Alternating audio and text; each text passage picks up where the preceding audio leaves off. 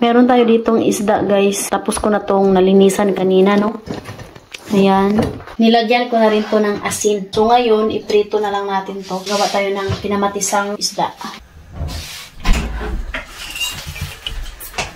Nagpapili ako ni Habi kanina ng kamatis. Gustong-gusto to kainin ng aking biyanan na lalaki. Kasi yung biyanan ko na babae, guys, hindi siya kumakain ng isda. May allergy siya. Tingnan si Habi, guys. Ano ang ginawa niya? My love, chifa chakolo. Kinuha niya pala yung toys. Mom, go to bed. Close the light.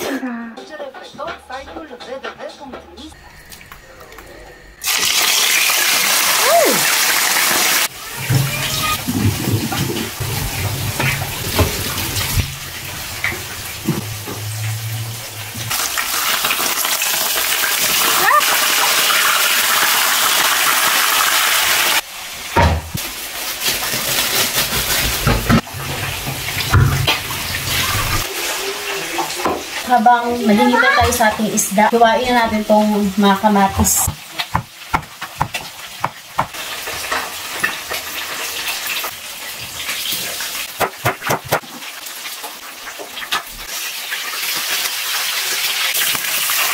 Dito sa Romania, dalawang klaseng isda lang din yung palagi kong kinakain. Kasi yung iba is lansa ba. Nakakamiss talaga yung isda natin sa Pilipinas.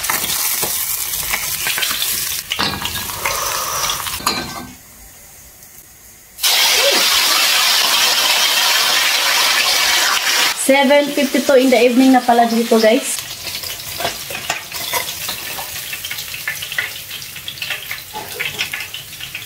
Tingnan nyo. Ang sarap. Yan.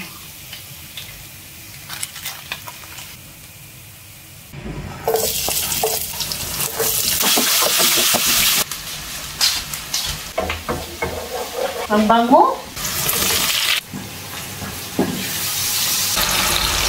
Sukal. Tubig. Takpan natin. Ilagay na natin yung pritong isda. Yung isa lang. Ayan.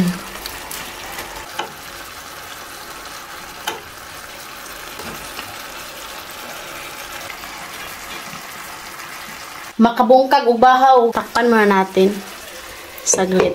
Tingnan natin. Tama na to, guys.